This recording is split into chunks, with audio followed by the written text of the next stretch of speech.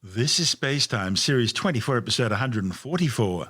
Coming up on SpaceTime, evidence of a dark matter-free galaxy. The asteroid Eurybates reveals some of its secrets. And as Russia continues to mass troops along its border with the Ukraine, Moscow launches a new classified military satellite. All that and more coming up on SpaceTime. Welcome to SpaceTime with Stuart Gary.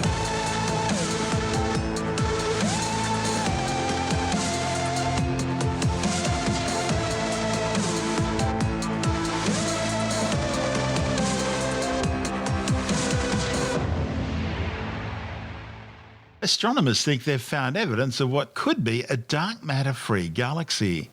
Scientists don't exactly know what dark matter is, but they know it exists because they can see its influence gravitationally on regular matter, holding galaxies together as they spin. Although dark matter remains a mysterious invisible substance, it makes up over 3/4 of all the matter in the universe. So, there's a lot of it around. Previous studies have concluded that galaxies form inside halos of dark matter.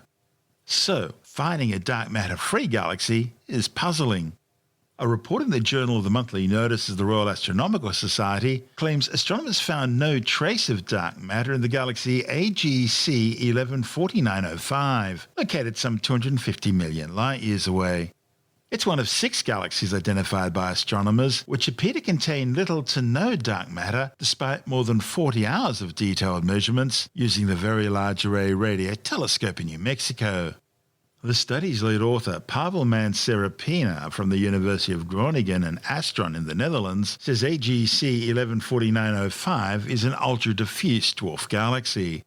He says the name dwarf galaxy refers to its luminosity, not its size. That's because it's about as physically big as our own Milky Way, but contains something like 1,000 times fewer stars. The prevailing idea has been that all galaxies, and certainly ultra-diffuse dwarf galaxies, can only exist if they're held together by large amounts of dark matter. Now, the previous hypothesis suggested that a galaxy could be stripped of its dark matter by another large nearby galaxy. The problem is there are none near AGC 114905. Pena says even the most reputed galaxy formation framework, the so-called cold dark matter model, wouldn't work without the introduction of extreme parameter values far beyond the usual range.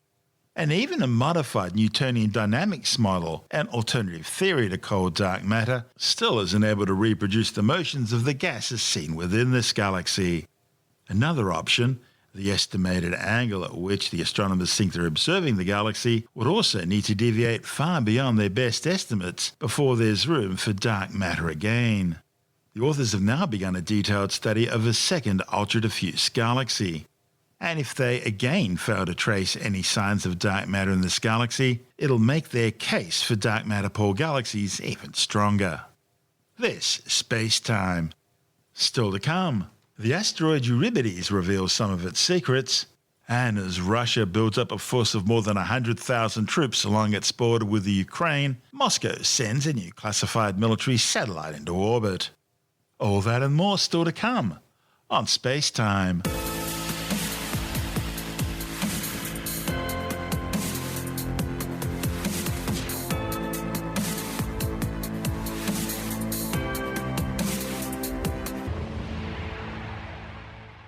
Astronomers have used the blink of a distant star to determine the size of an asteroid in orbit near Jupiter. The event, known as an occultation, involved the Jovian Trojan asteroid Eurybates passing directly in front of a distant background star and briefly blocking out its light.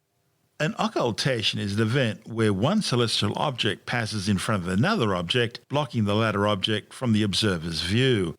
Now, of course, the best-known example of this is a solar eclipse, which occurs when the Moon passes directly between the Sun and the Earth, blocking the Sun from our view.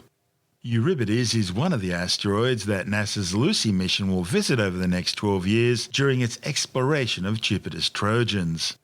Trojan asteroids are remnants of the early solar system, with the largest ones named after characters of Greek mythology. The Jovian Trojans are asteroids caught in gravitational wells created by Jupiter and the Sun.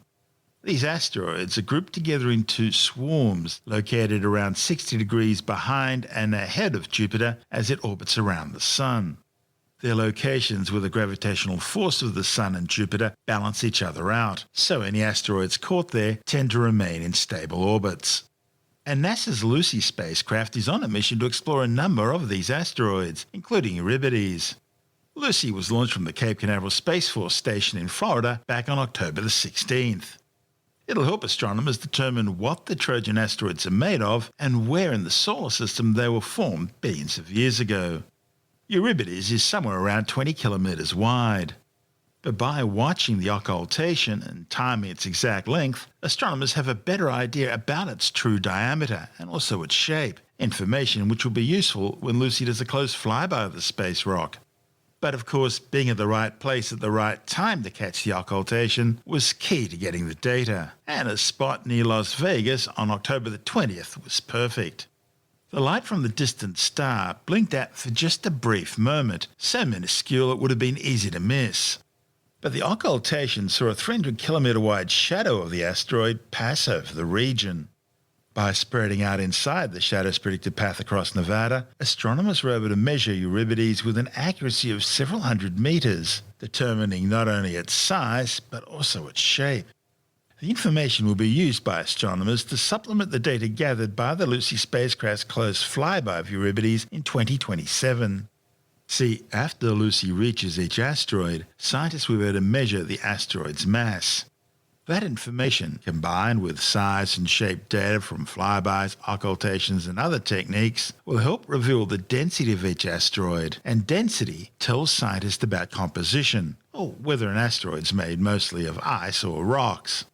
Scientists hope to compare the compositions of the Trojan asteroids in order to figure out if they all came from the same place or from different parts of the solar system, and how the Trojans relate to other asteroids. This report from NASA TV. On October 20th, 2021, dozens of astronomers gathered near Las Vegas. They pointed their telescopes at the sky and waited for the moment that the light from a faraway star blinked out. It was an event so minuscule, it would have been easy to miss. Yet the data gathered by scientists from those few seconds helped contribute to the success of NASA's Lucy mission. As the astronomers observed the star, it appeared to blink out as asteroid Eurybates passed in front of it. Eurybates is one of 7 Trojan asteroids Lucy will visit over the next 12 years. The Trojans are clustered in 2 swarms that orbit the Sun at the same distance as Jupiter, though they're as far away from Jupiter as they are from the Sun. These asteroids are remnants of the early solar system, and by analyzing them up close, scientists can hone the theory of how the planets formed and ended up in their current locations. As Eurybates eclipsed the star, a phenomenon scientists call an occultation took place, whereby a shadow the size of the asteroid passed over the region. The best known example of an occultation is a solar eclipse, which occurs when the moon passes between the Sun and Earth, blocking the Sun from our view. Leading up to the occultation, astronomers predict the asteroid's shadow's path across Earth and set up dozens of telescopes along a line that's perpendicular to that path. Spread out under the asteroid's shadow, they count the seconds the starlight blinks out as the asteroid passes in front. Using the asteroid's known velocity, it is possible to calculate its width. By observing multiple occultations of the same asteroid, scientists can catch different sides of the asteroid and combine their 2-dimensional silhouette projections into a 3-dimensional shape model. Observing an occultation is one of the most reliable tools scientists have to gather information about Lucy's target asteroids and prepare for flybys of each of the mission's targets.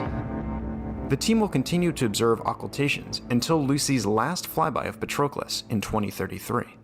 This is SpaceTime. Still to come, with more than 100,000 Russian troops now building up on the Ukrainian border, Moscow launches a classified military payload into orbit. And Astra have finally reached orbit with their latest rocket attempt. All that and more still to come on SpaceTime.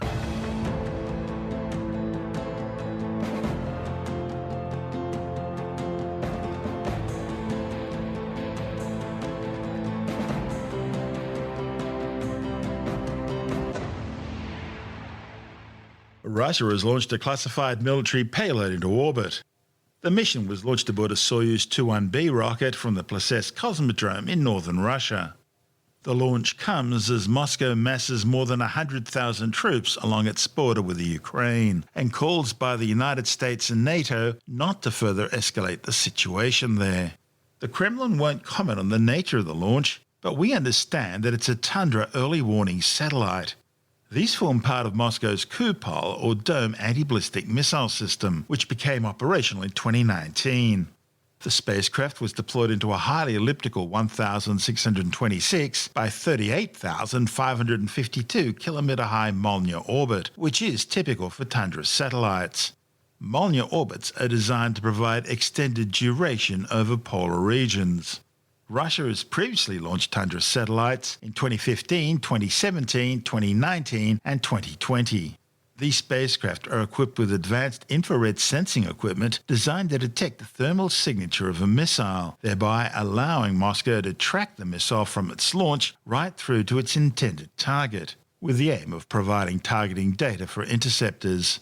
They also carry secure emergency communications payloads designed to be used in case of nuclear war. This is SpaceTime. Still to come, Astra finally reaches orbit with their latest rocket launch. And later in the science report, a new study suggests that a daily dose of yogurt could help fight high blood pressure. All that and more still to come on SpaceTime.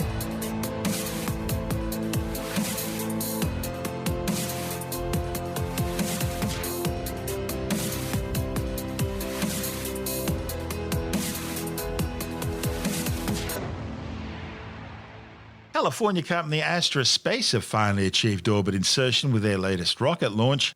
The 11.6 metre tall Astra Rocket 3 was launched from the Alaska Pacific Spaceport Complex at Kodiak, carrying a 150 kilogram US Space Force demonstration payload. The successful flight follows a series of unsuccessful attempts over several years. Astra reached space for the first time back in August 2020, but it failed to achieve orbit insertion after the third stage had the wrong fuel and oxidizer mixture ratios. A launch attempt back in August this year also failed to reach orbit when one of the rocket's 5 main engines shut down just a second after liftoff, causing the vehicle to drift sideways. Mission managers were forced to trigger a self-destruct order, aborting the mission 2 minutes and 30 seconds downrange at an altitude of 50 kilometres. This is SpaceTime.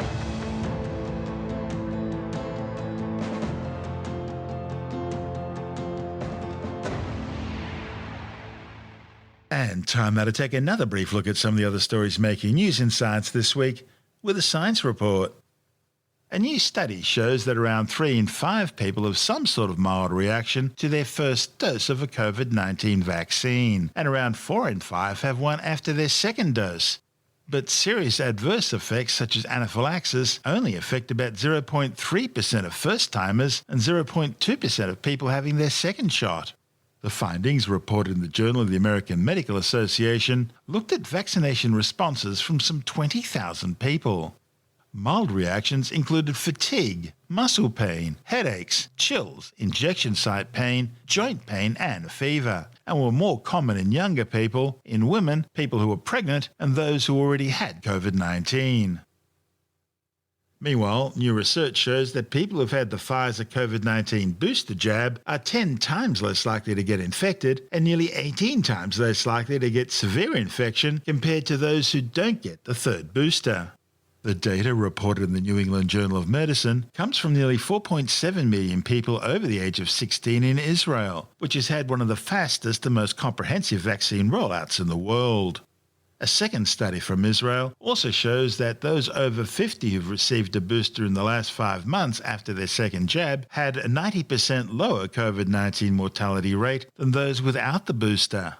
Almost 5.5 million people have now been killed by the COVID-19 coronavirus since it first spread out of Wuhan, China. However, the World Health Organization says the true death toll is likely to be at least double that amount, with almost 300 million confirmed cases. A new study suggests that a daily dose of yogurt may be a simple go-to snack to help people fight high blood pressure. The research by the University of South Australia looked at the association between yogurt intake, blood pressure and cardiovascular risk factors, finding yogurt was associated with lower blood pressure in those people with hypertension. This is because dairy foods contain a range of micronutrients, including calcium, magnesium and potassium, all of which are involved in the regulation of blood pressure. The study, reported in the International Dairy Journal, found yogurt was especially interesting because it also contains bacteria that promotes the release of proteins which are known to lower blood pressure. Scientists have discovered the first millipede which actually lives up to its name, having more than 1,000 legs. It was found in a mine in eastern Australia, some 60 metres below ground. The discovery, published in the journal Scientific Reports, says the newly found animal has 1,306 legs, more than any other millipede. The previous record holder was around 750 legs. Scientists studied 4 members of the new species, finding they have long thread-like bodies with up to 330 segments. They're eyeless, have short legs and cone-shaped heads with antennae and a beak. And apparently very tired from cleaning all those shoes. Counting down to CES, the world's largest consumer electronics show, a new creaseless foldable cell phone, and the search engine that keeps your secrets. With the details on these stories and more, we're joined by technology editor Alex Harovreuth from ITWire.com. DuckDuckGo is the privacy search engine that people have heard about for years, and they just put out a blog post stating that it's going to release a desktop browser in 2022. Now, they already have a mobile browser, and in fact, in the blog post, they were saying, look, if you've tried DuckDuckGo in years gone by, try it again today because it's got much better results and it's a much better experience than before. And with their mobile browser, they have this button called the Fire button, and this button effectively closes all of the open tabs and wipes out all the cookies and other information that is normally collected by browsers. So, although privacy is a major part of their ethos, the company says that like it's done on mobile, the desktop version will, they say, redefine the user expectations of everyday online privacy. They're promising no complicated settings, no misleading warnings, no levels of privacy protection, just robust privacy by default across search, browsing, email, and more. So they're saying that they're not going to be forking Chromium, but instead we'll use the rendering engine of the operating system you're using. What does default. that mean, rendering engine? Well, what's that? Well, it's the web browser that's built into operating systems. So whatever the default rendering engine of that operating system is, it's just going to piggyback on top of that. I've got a Windows computer, so... Well, in theory, it means it's using Chromium, but perhaps there's a different... I mean, they haven't gone into exact detail, but they say that with mobile phones, the mobile phone has a default rendering engine. So that's one that's already built in, that's already able to read web pages. And by doing that, they say that they're stripping away all of the unnecessary cruft and clutter that's accumulated over time in major browsers. So they're basically promising that it's a clean and simple interface.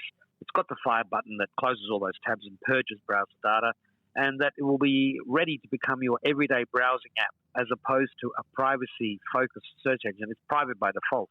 And they say that testers who've used it, comparing it to Chrome, they say it's much faster and more private and cleaner. So I look forward to trying it out. There are a number of privacy-focused browsers already on the market, but DuckDuckGo does have a cache, so yeah, it'll be interesting to try it out. Matt, you're going to CES. Tell us about CES, the world's biggest consumer electronics show. Yeah, it's held in Las Vegas every year. Now, 2021, it was cancelled. It was virtual only. But this year, they're bringing it back as a hybrid event, both physical and you'll be able to connect virtually to watch all of the different keynotes. And look, you've been able to watch keynotes and other sessions online for some time. But of course, in the age of COVID and remote working, hybrid working, not everybody wants to go to an event, especially with Omicron supposedly really going ballistic in the US. But look, I've got the Stoggles, which are these, they look like normal glasses, but they have safety glasses type of capability. So they don't let spray get into your eyes. Well, they've got things on the side and things on the top, so you can't easily put your finger in your eye to scratch your eye. Ah, right. And they're anti-fog, anti-glare, anti-blue light, and they look like normal glasses, but they are protective. And I've got plenty of masks. I have UVC sanitization boxes to sanitize masks and phones and keys and remotes and other things like that. I've got a bigger UVC sanitization box that's big enough to put my shoes in if I wanted to sanitize those, but it can fold down into an inch in size. Another thing I bought, something called Silver Grip gloves. Now these gloves originally were meant to be copper coated with silver, which is all self-sanitizing material. Basically, bacteria hates them, and so does some viruses. Yeah, and the reason why they had brass doorknobs was because they were also antibacterial, so I've read. So this is a fabric that's coated with 13% silver, and they've got these like a pouch that's coated in copper. So those two things together are meant to be self-sanitizing. So I've got those, which are much more comfortable than wearing latex or latex similar gloves, that your hands don't sweat. And I've got plenty of sanitizer and wipes and all sorts of things. So did you grab an antigen test kit? But anyway, so I got the rapid antigen test. I haven't tried one yet, but I've got to have special COVID test 24 hours before I depart. I've had to fill out all sorts of forms. I got my third booster shot today. I will do everything I can to stay safe. There's going to be plenty of hand sanitizer. Everybody has to wear masks. So it's going to be a very different CES, but I look forward to seeing all the new things in terms of automation, AI, robots, smart assistants, cell phones and tablets, the latest PCs, autonomous cars, 5G, cybersecurity, the latest anti-COVID health gadgets. There should be a lot of those, various accessories and wearables, digital payments, and plenty more. So I'll have a good report for you in early January. I'll look forward to it. There's a new foldable phone. This is a creaseless version. Yeah, it's called the Oppo Find N, and it's only been launched in China. But if you've ever used the Samsung Fold or Flip smartphone, or you've seen one in stores, you know that the phone has a crease down the middle of the screen, which you can feel with your finger. It's sort of almost, at least with a flip phone, it's where you your thumb is swiping up and down.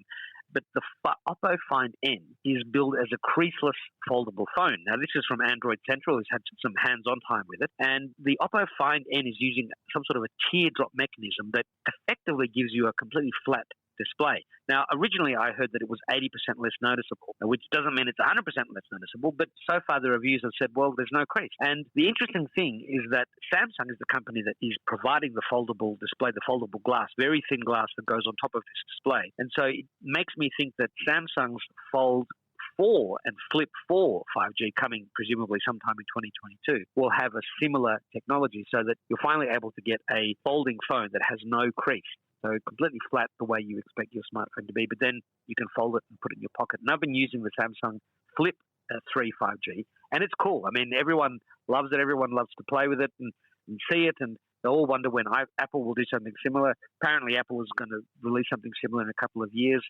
And I also read rumors that Apple was going to have a periscope lens with the iPhone 15 in a couple of years' time. So a lot of these developments happen on Android. Lens? Yeah. What's that? Huawei had one of those. Huawei had a periscope lens in 2018, and it was enabled them to, instead of the lens peering out the back, the lens goes up the screen. It's got a little prism that bends the light 90 degrees. And so you can have a longer series of lenses that goes up the phone rather than sticking out of the back of the phone to give you a 5 times or a 10 times optical zoom lens. And this is something that, we often see the Android side of the fence releasing all sorts of things, and Apple does it later, but Apple does it once the technology has matured. So the fact that we now have phones that are creaseless, for example, bodes well for a future iPhone that can flip down in half or turn into a sort of iPad mini. And it's also interesting to note that the Oppo Find N, which is China only, doesn't support the stylus, whereas the Samsung Galaxy Fold does support the stylus. And that's a difference that's going to be of interest and of use to some people. And, of course, you can buy the Samsung Galaxy Fold series globally. We'll probably see the Oppo Fold N appearing in the rest of the world sometime in 2022 or perhaps an updated model. That's Alex Zaharov-Reutt from ITWire.com.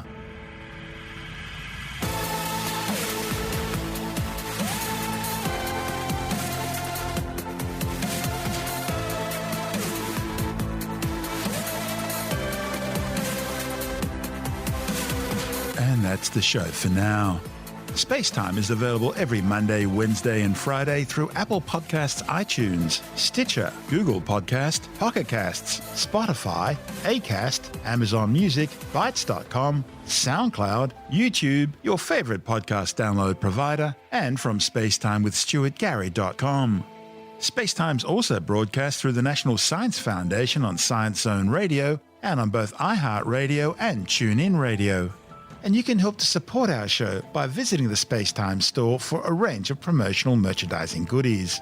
or by becoming a SpaceTime patron, which gives you access to triple-episode commercial-free versions of the show, as well as lots of bonus audio content which doesn't go to air, access to our exclusive Facebook group, and other rewards. Just go to spacetimewithstuartgary.com for full details. And if you want more SpaceTime, please check out our blog, where you'll find all the stuff we couldn't fit in the show, as well as heaps of images, news stories, loads of videos, and things on the web I find interesting or amusing. Just go to spacetimewithstuartgary.tumblr.com. That's all one word, and that's Tumblr without the E.